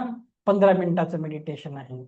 वेळ असेल तर करा, कामात असेल तर नका करू, नंतर तुम्ही व्हिडिओ बघून करू शकतात. पण आत्ता करा. कशासाठी माहिती आहे, आत्ता जेव्हा मी तुमचं मेडिटेशन घेईल, माझा व्हिडिओ बंद असेल, तुमच्या सर्वांचा व्हिडिओ चालू पाहिजे. कशासाठी, मी तुम्हाला इथून रेकीची हिलिंग देणार, मग त्याच्याने इफेक्ट चांगला जाणवतो. आणि मेडिटेशन काय आहे बघा, आपल्याला आपल्या भूतकाळात जाऊन काय करायचं आहे, तुम्हाला एक्सप्लेन करतो हा. बघा, पाप आणि पुण्याची व्याख्या सांगू का, जसं रागाची व्याख्या मी सांगितली, पाप आणि पुण्याची साधी व्याख्या सांगतो. मी जेव्हा विपश्यनाला गेलो होतो ना, तर विपश्यनामध्ये ते गोएंकाजी नंतर छान छान लेक्चर असतात त्यांचे, त्यांनी एक गोष्ट सांगितली, मला ती खूप आवडली. पाप आणि पुण्य काय आहे बघा हा, नीट ऐका. पाप आणि पुण्य काय असतं, तर बघा, जर तुमच्याकडून, तुम्ही एक सजीव प्राणी आहे, तुमच्याकडून कुठल्याही एका आत्म्याचं मन दुखावलं, तुमच्याकडून चुकीने कुणाचं मन दुखावलं, तर ते पाप आणि पापच आहे. आणि जर तुमच्याकडून एखाद्याच्या मनाला शांती भेटली, सुख भेटलं, तर ते पुण्य आणि पुण्यच आहे. एवढी साधी सोपी व्याख्या आहे. ओके, पाप आणि पुण्याची. आता आपल्याला काय करायचं आहे, ह्या मेडिटेशन मध्ये आपल्या भूतकाळात जाऊन ज्याही चुका आपल्याकडून झाल्या कळत न कळत, किंवा कोणी आपल्या संगती काही वाईट केलं कळत न कळत, एक तर त्याला माफी द्यायची आहे किंवा त्याची माफी मागायची आहे. खूप इम्पॉर्टंट आहे, कारण उद्या मी तुम्हाला हृदय चक्र, 7 चक्रामध्ये हार्ट चक्र शिकवेल, तर तेव्हा तुम्हाला कळेल की सरांनी काल मेडिटेशन का घेतलं. तर आय होप, आता ब्रेक घ्या, पाणी वगैरे पिऊन या, मी सुद्धा ब्रेक घेतो आणि पण 2 मिनिटांनी मेडिटेशन सुरू करूया. हेडफोन घेऊन आले तर खूप छान होईल.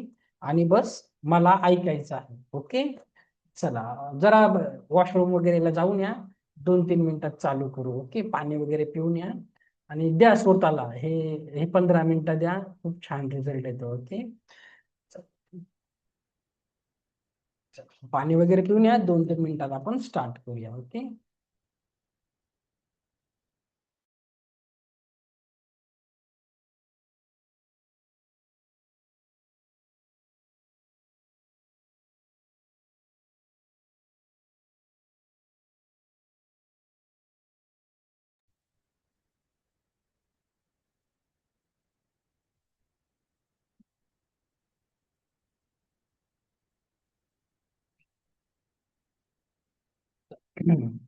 सीमा जैन मॅडम, काय झालं? आणि तुमचा व्हिडिओ ऑन पाहिजे. जर व्हिडिओ ऑन नसेल, मी कनेक्ट नाही होणार. मी तुम्हाला कसं हिलिंग देऊ रे किती सांगा बरं. प्लीज व्हिडिओ ऑन करा. मी तुम्हाला आत्ता तरी करा, कारण जर हिलिंग पाहिजे असेल, छान कनेक्ट व्हायचं आहे त्या ऊर्जेशी, तर नक्की करा. ओके, काही डोळे बंद करून तर बसायचंच आहे सगळ्यांना, बोलायचं तर काही नाही आहे. माझं लक्ष असेल की मला हिलिंग करते.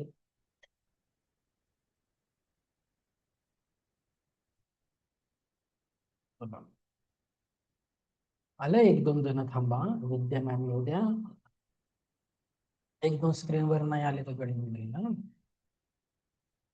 ठीक आहे, काही प्रॉब्लेम नाही, नंतर करा मॅडम. अर्चना मॅम, काही प्रॉब्लेम नाही हा. संध्याकाळी करा, संध्याकाळच्या बॅच नाही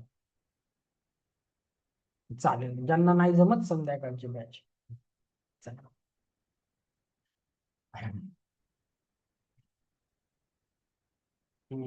थांबा. कोण फक्त बाकी आहे बसायचं? चला, दीपक सर बसले. श्रवणी मॅमला येऊ द्या. आणि झिओमी 231 ते आले की आपण सुरुवात करूया. तुमचा कॅमेरा सरळ आहे, कॅमेरा सर्वांचा. 2 जण आहे, 3 जण बाकी आहे.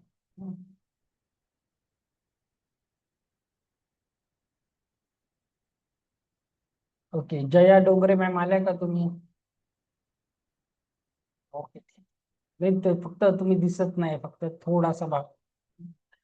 उद्या अटोनमेंटला येताना डोक्यापासून खाली रूट चक्रापर्यंत दिसलं पाहिजे, असा अर्थ नाही चालणार. ओके, आणि उद्या नावाने जॉईन करायचं.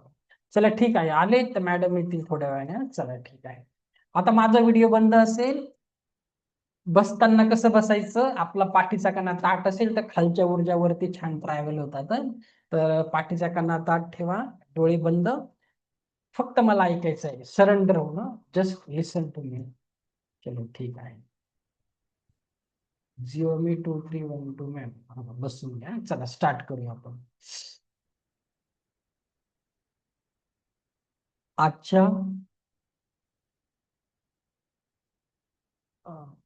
अगोदर पाठीचा कणा ताठ ठेवा, डोळे हलके बंद, आणि संपूर्ण लक्ष येणाऱ्या आणि जाणाऱ्या श्वासावर. आजच्या या साधनेमध्ये तुम्हाला तुमच्या पास्ट मध्ये ज्या काही नकारात्मक घटना आपल्या जीवनात घडल्या आहेत,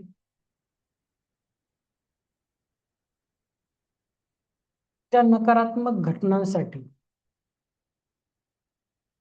जे काही लोक जबाबदार आहेत, त्या घटनांना जबाबदार प्रत्येक व्यक्तीला माफ करायचे आहे. कारण we all are connected to the universe. ह्या ब्रह्मांडाशी आपण कनेक्टेड आहोत. म्हणून तुम्ही दिलेली माफी आज त्यांच्यापर्यंत पोहोचणार आहे. दुसरं, कळत नकळत आपल्याकडून ज्या काही चुका झाल्या आहेत त्या चुकांसाठी आपण माफी मागणार आहोत. आणि आज आपण मागितलेली माफी देखील त्यांच्यापर्यंत पोहोचणार आहे. डोळे हलके बंद, पाठीचा कणा ताठ, संपूर्ण लक्ष येणाऱ्या आणि जाणाऱ्या श्वासांवर. येणारा प्रत्येक श्वास आपल्याला परमसुख, समाधान, आरोग्य, ऐश्वर्य आणि दीर्घायुष्य प्रदान करत आहे.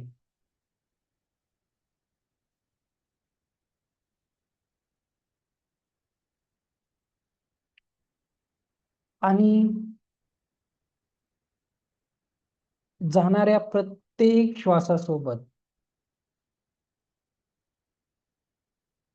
शरीर, मन, सात चक्र आणि औरातील सर्व प्रकारची नकारात्मकता कायमस्वरूपी बाहेर पडत आहे.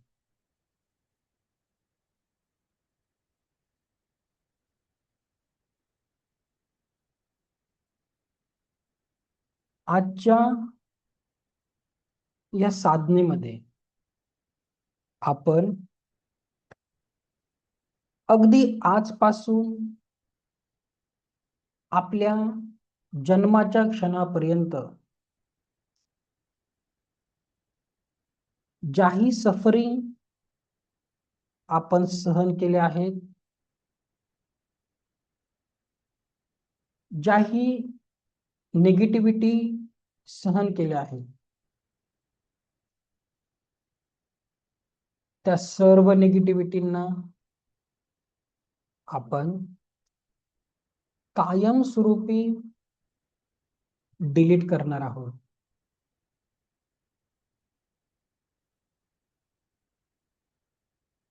आणि मनाच्या गाभाऱ्यात जीवनातील प्रत्येक आनंद, पॉझिटिव्हिटी यालाच स्टोअर करणार आहे. जीवनात सकारात्मकता, पॉझिटिव्हिटी यालाच आपण स्टोअर करणार आहे.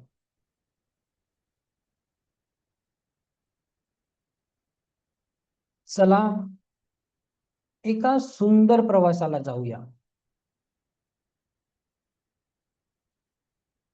आता ह्या क्षणापासून गेल्या 24 तासांमध्ये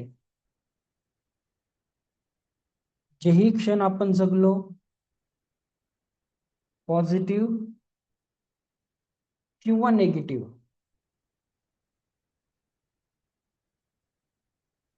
या 24 तासांमधून काही क्षण आनंदाचे असतील, काही लोकांसोबत त्या 24 तासात काही वाईट घटना घडली असेल,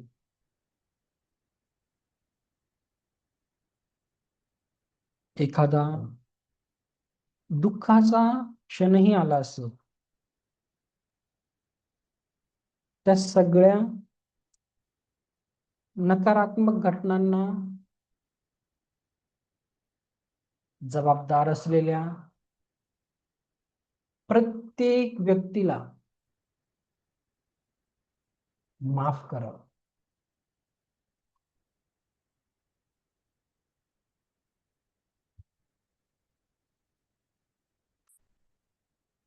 आणि जर तुम्ही शब्दांनी, कृतीने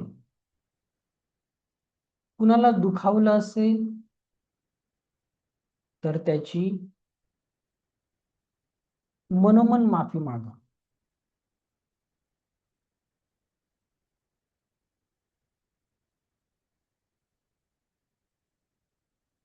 आणि गेल्या 24 तासात ज्याही चांगल्या घटना तुमच्या सोबत घडल्या,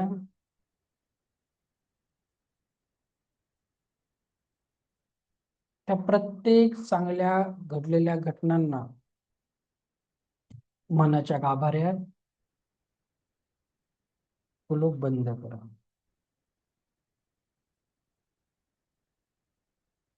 आयुष्य खूप सुंदर आहे आणि आज जेवढ्या सहजतेने लोकांना माफ करणार किंवा त्यांची माफी मागणार,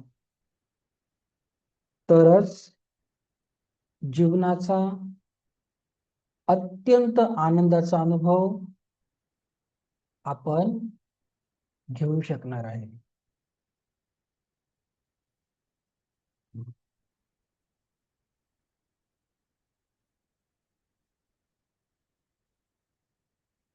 आता गेल्या 1 महिन्यामध्ये एका श्वासामध्ये किती क्षण असतात,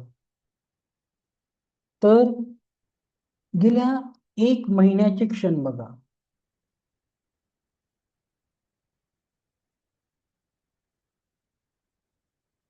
काही क्षण चांगले आहेत, काही वाईट आहेत.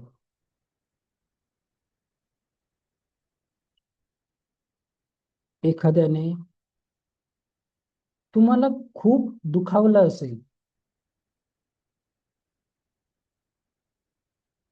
त्याचं सफरिंग मनामध्ये कुठेतरी दडून आहे.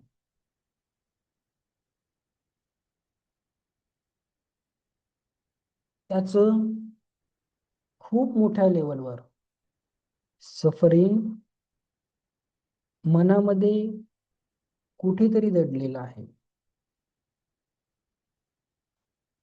त्या सफरिंगसाठी, तुमच्या दुःखाला कारणीभूत असलेल्या प्रत्येक व्यक्तीला माफ करून टाका. Allow your self.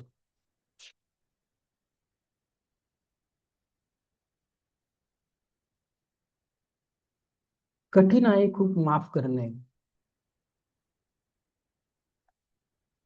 कारण ते शब्द खूप कटू असतील, अगदी मनाला खूप रुतले असतील. But allow your self. माफ करा त्या व्यक्तीला.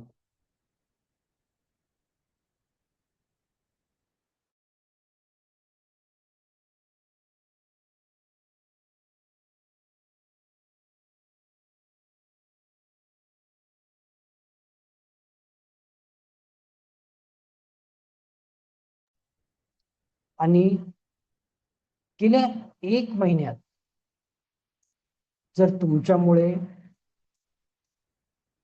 एखाद्या व्यक्तीच्या डोळ्यात अश्रू आले असतील, एखाद्याला दुखावलं असेल, तर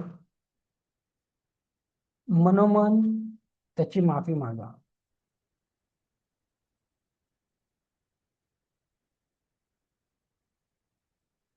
आणि जीवनात गेल्या 1 महिन्यात जिथे काही दुःखच नव्हतं, तिथे आपण काही चांगले क्षण जगलो. त्या सर्व चांगल्या क्षणांना निवडून मनाच्या गाभाऱ्यात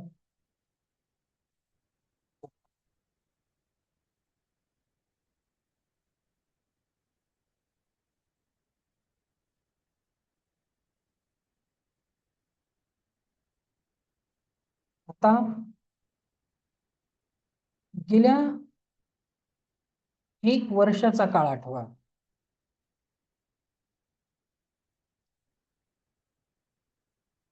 वर्ष 365 दिवस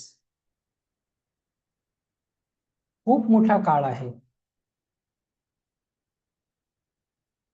एका दिवसाला 24 तास असतात.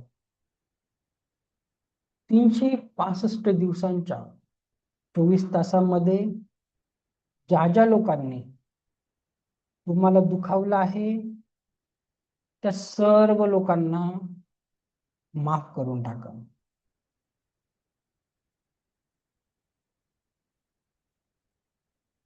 माफ करताना तुम्हाला त्रास होईल, वेदना वाटते, नाही करू शकत मी या व्यक्तीला म्हणून, कारण खूप त्रास दिला आहे या व्यक्तीने. पण तो व्यक्ती तुम्हाला अंतर्मनात राहूनही त्रासच देतो आहे.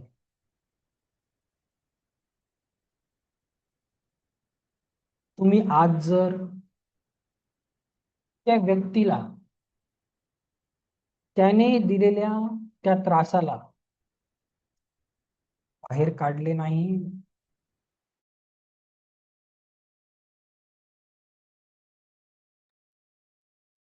तर ते सफरिंग आपल्या अनारोग्याचे कारण बनणार आहे.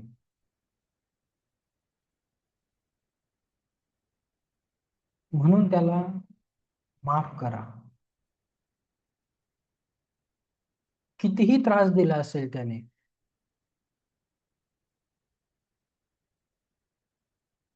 तुम्ही दिलेली माफी आज त्यांच्यापर्यंत पोहोचून जाणार आहे.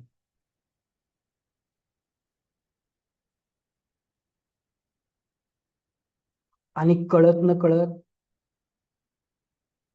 गेल्या 1 वर्षामध्ये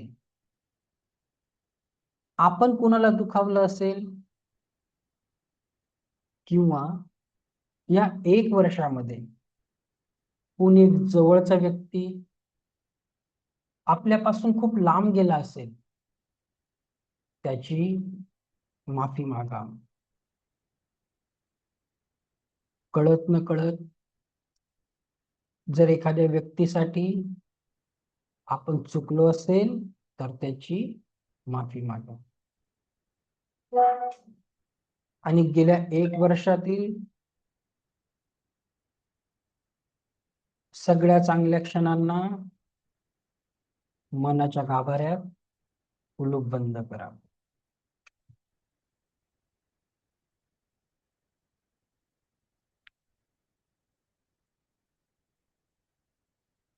आता आपण 1 वर्षानंतर आयुष्यातल्या हा वर्ष मागे जाणार आहे. 10 वर्ष खूप मोठा काळ आहे. या 10 वर्षांमधल्या घटना आठवा.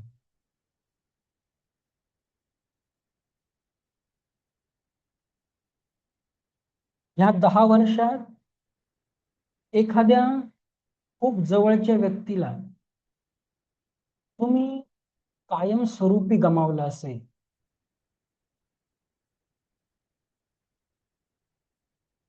आणि त्याच्या आठवणीने आजही खूप व्याकुळ होत असत. आणि त्याच्यामुळे तुमच्या जीवनामध्ये विविध दुःखांच्या छटा असतील.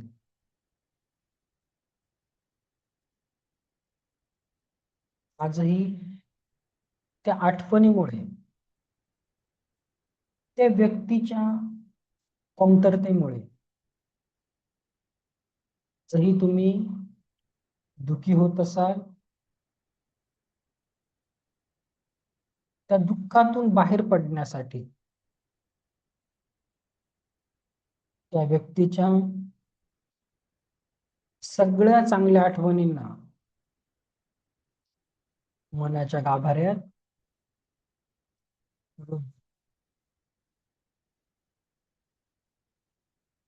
सगळ्या दुःखांना मनातून आज करा. कारण हे सफरिंग कुठेतरी शरीर आणि मनावर व्याप्त आहे. तुमच्या मनामध्ये आणि औरामध्ये व्याप्त आहे. आज आपल्याला ह्या सगळ्या दुःखांना बाहेर काढायचे आहे.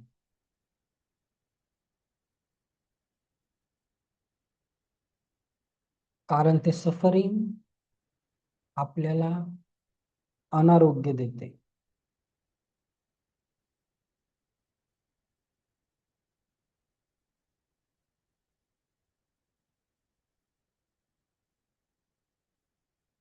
आणि तुमच्याकडून जर काही चूक झाली असेल तर त्या व्यक्तीची मनोमन माफी मागा,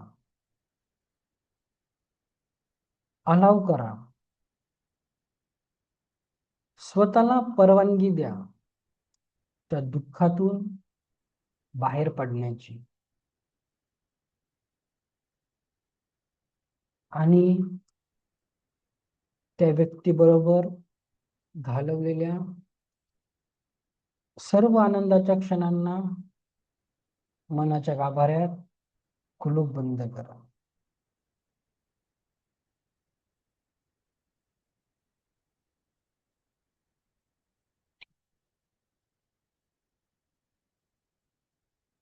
आता अगदी तुमचं शालेय जीवन,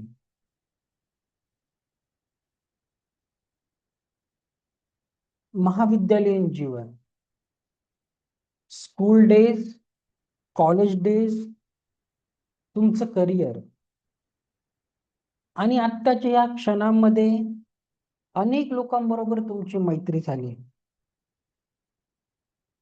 अनेक नातेवाईक, अनेक गोष्टी तुमच्या जीवनामध्ये सतत घडत राहिल्या.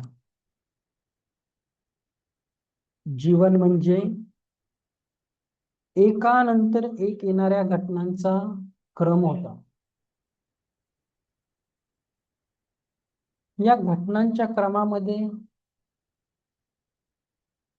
जेव्हा जेव्हा तुम्ही दुःखी झाला, त्या दुःखाला जबाबदार प्रत्येक व्यक्तीला माफ करून टाका. खूप कठीण आहे. आणि ह्या लहानपणापासून आजपर्यंत एखाद्या जवळच्या व्यक्तीला तुम्ही कायम स्वरूपी गमावलं असेल. कदाचित तुमचे आई वडील, अजून कोणी असेल, खूप जवळचा व्यक्ती असेल, काही कारणाने तो खूप लांब गेला असेल किंवा कायमचा दुरावला असेल. आज त्या व्यक्तीला जस्ट मनापासून थँक्यू म्हणा.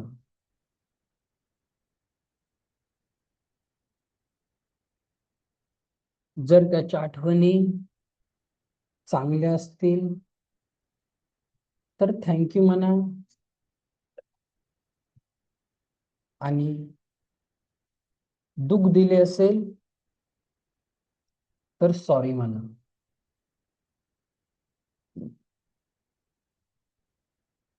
आणि आपल्या मनाच्या गाभाऱ्यात त्या व्यक्तीच्या चांगल्या आठवणी ठेवून त्या व्यक्तीला तुमच्या मनातून बाहेर काढा. कारण जर ती नकारात्मक ऊर्जा असेल, तुम्ही मनात नकारात्मकता ठेवाल, तर पुढच्या भविष्यात आपण आनंदाचे क्षण घेऊ शकणार नाही. या सर्व नकारात्मक फिलिंग्स वारंवार आपल्या मस्तिष्कात येऊन वर्तमानातील क्षणांना आपल्याला आनंदाने जगायला थांबवतात. वर्तमानाच्या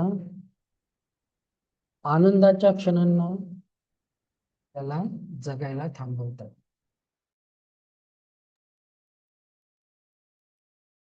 आता बघा, आपण त्या क्षणामध्ये प्रवेश करतो आहे.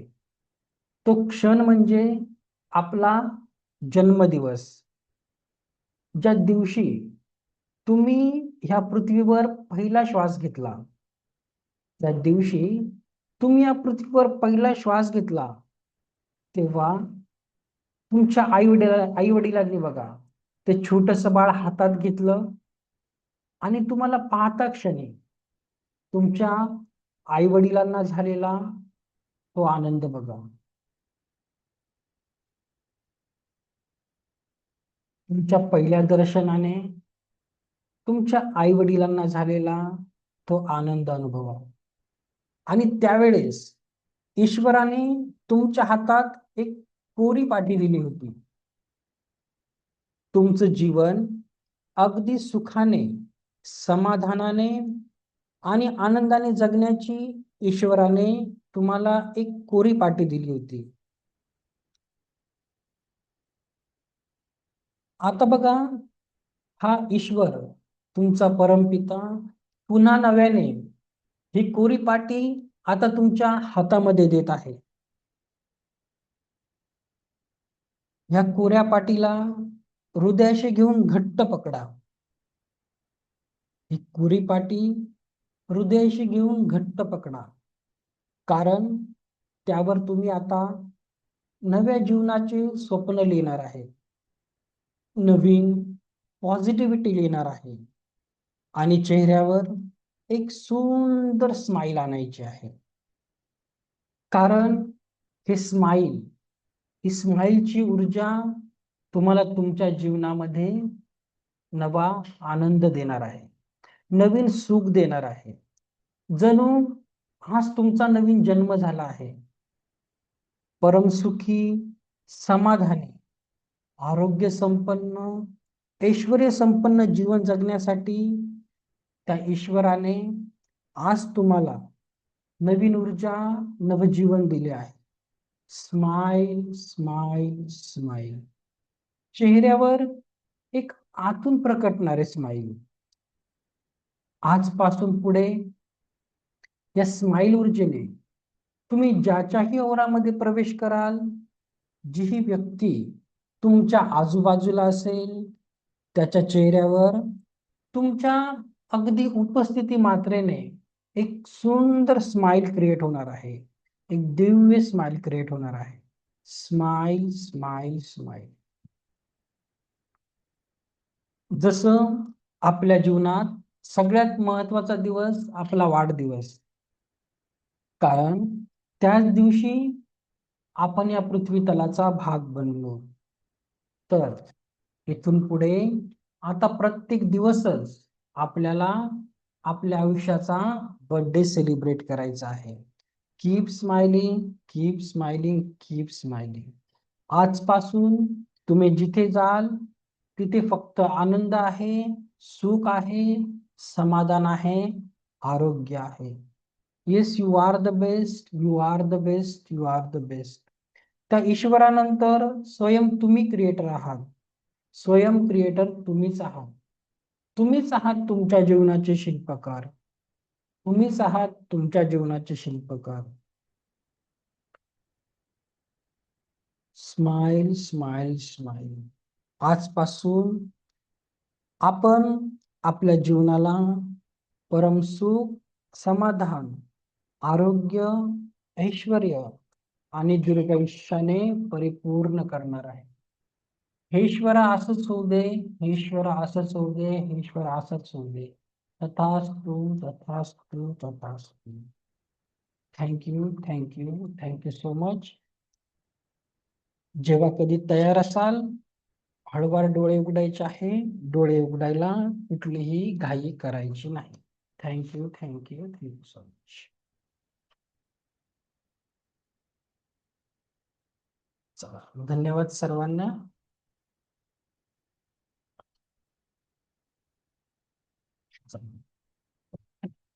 आता सगळ्यांचे वेगवेगळे अनुभव असतात. लोक पास्ट मध्ये जातात, काहींना लगेच व्यक्त होता येत नाही, काहींना एवढं जाणवत नाही. तर कसं वाटलं, काय वाटलं सांगू शकतात मला हँड रेज करून, किंवा काही अनुभव असतील शेअर करू शकतात.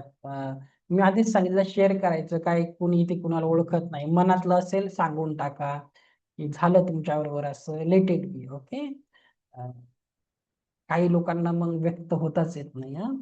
पण व्यक्त होणं खूप गरजेचं आहे, माफ करणं गरजेचं आहे.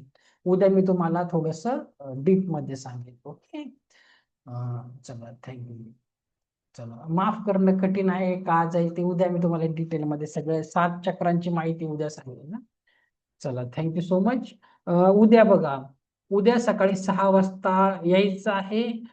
असं काही गरज नाही आंघोळ वगैरे करूनच यायचंय, किंवा मग खूप प्रश्न विचारतात सर पिरियड वगैरे, असं काहीच नाही. फक्त 10 मिनिटासाठी येऊन बसा.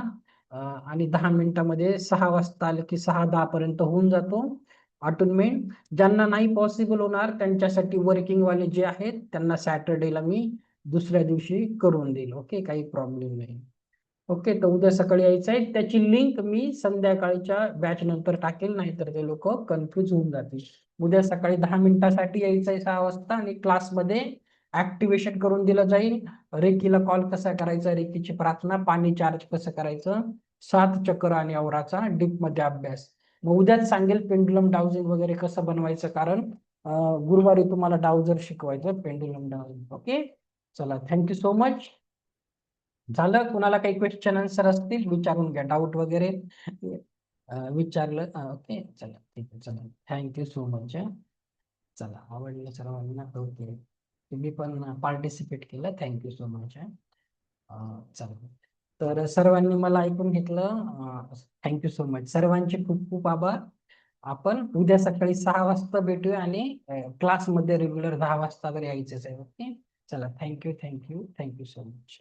धन्यवाद. आणि ज्यांना कुणाला फ्रेंड्स वगैरे असतील, लिंक शेअर करा. फ्रीच आहे तर ऍटलिस्ट 2 दिवस जरी मिस झाले, 7 चक्र पेंडुलम डाउजिंग तरी शिकून घेतलं. ओके. चला, थँक्यू सो मच. आपण उद्या भेटू.